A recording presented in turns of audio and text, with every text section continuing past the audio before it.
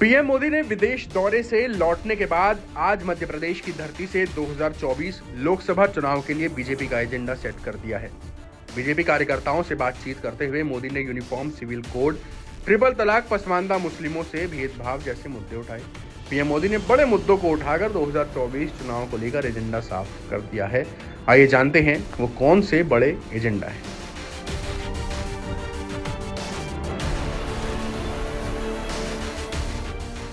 भोपाल में जनसभा को संबोधित करते हुए पीएम मोदी ने कहा कि यूसीसी को लेकर देश के मुसलमानों के बीच गलत अफवाहें फैलाई जा रही हैं।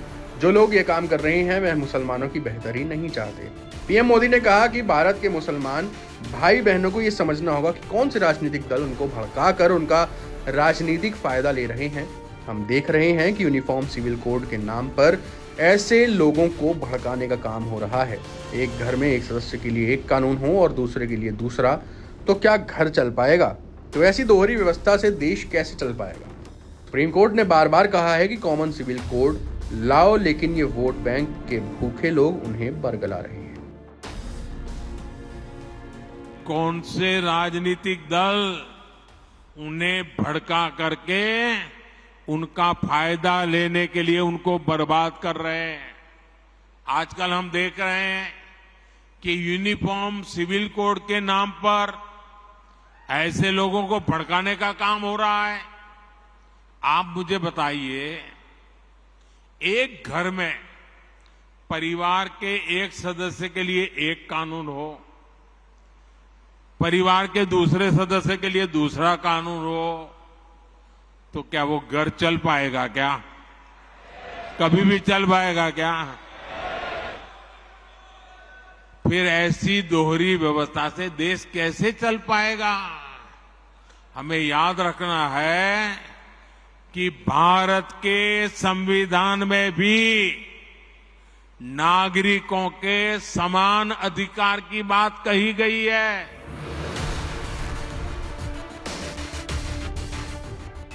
पीएम मोदी ने इस दौरान पसमानदा मुसलमानों का मुद्दा भी उठाया। पीएम मोदी ने कहा कि वोट बैंक की राजनीति करने वालों ने पसमानदा मुसलमानों का शोषण किया है, लेकिन उनकी कभी चर्चा नहीं हुई। उन्हें आज भी बराबरी का हक नहीं मिलता, लेकिन अब ऐसा नहीं होने वाला है। पीएम मोदी ने कहा कि यूसीसी को लेकर मुसलमानों के बीच काफी गलत बातें फैलाई गई हैं, जिन्हें अब बीजेपी के कार्यकर्ता एक एक मुस्लिम के पास जाकर दूर करेगा। अगर आप हमारे मुसलमान भाई बहनों की तरफ देखोगे, और मैं देखता हूं कि जो हमारे पसमानदा मुसलमान भाई बहन हैं, ये वोट बैंक की राजनीति करने वालों ने हमारे जो पसमानदा मुसलमान भाई बहन हैं, उनका तो जीना भी मुश्किल करके रखा हुआ है। वो तो तबाह हो गए, उनको कोई फायदा नहीं मिला है। वे कष्ट में गुजारा करते हैं, उनकी आवाज सुनने के लिए कोई तैयार नहीं है। उनके ही धर्म के एक वर्ग ने पसमानदा मुसलमानों का इतना शोषण किया है, लेकिन इसके ऊपर कभी देश में चर्चा नहीं हुई।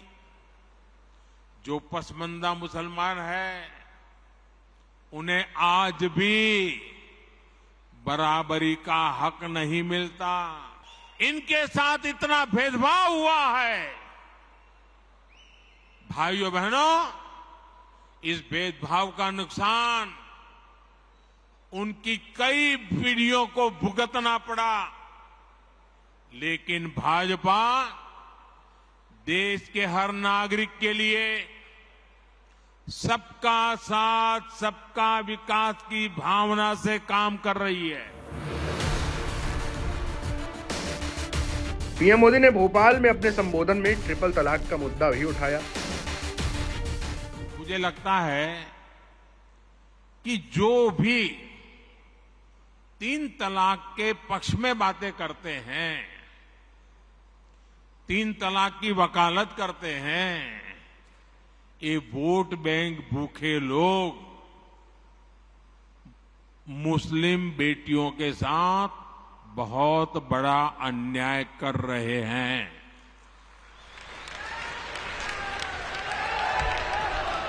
अच्छा, कुछ लोगों को लगता है कि भाई ये 3 तलाक से तो सिर्फ महिलाओं की बात हो रही है। 3 तलाक से जो नुकसान होता है ना, वो सिर्फ बेटियों को होता है ऐसा नहीं है, उसका दायरा उससे भी बड़ा है। पीएम मोदी ने तुष्टीकरण की राजनीति का मुद्दा भी उठाया। पीएम मोदी ने कहा, कुछ लोग सिर्फ अपने ही दल के लिए जीते हैं, दल का ही भला करना चाहते हैं और वो ये सब इसलिए करते हैं क्योंकि उन्हें भ्रष्टाचार का, कमीशन का, कट मनी का हिस्सा मिलता है। उन्होंने जो रास्ता चुना है उससे ज्यादा मेहनत नहीं करनी पड़ती। कुछ लोग सिर्फ अपने दल के लिए जीते हैं, दल का ही भला करना चाहते हैं। वो ये सब इसलिए करते हैं क्योंकि उन्हें भ्रष्टाचार का,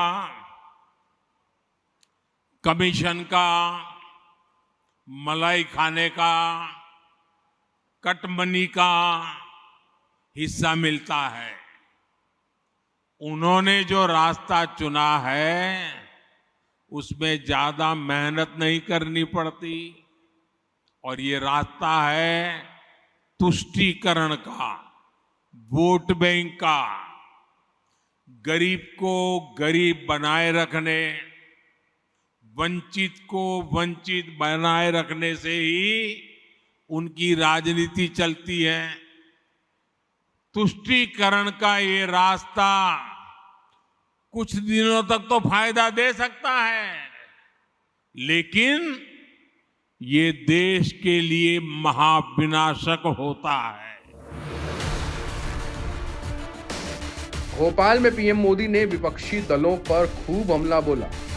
दोस्तों, मैं आपके बीच में से पल करके बड़ा हुआ हूं, आपसे साथ काम करते करते आपने मुझे यहां पहुंचाया है।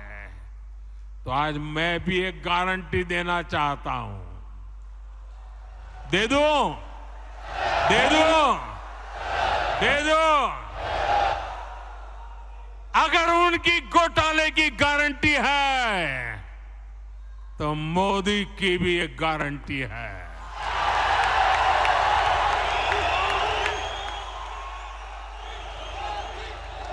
और मेरी गारंटी है, हर घोटालेबाज पर कार्रवाई की गारंटी।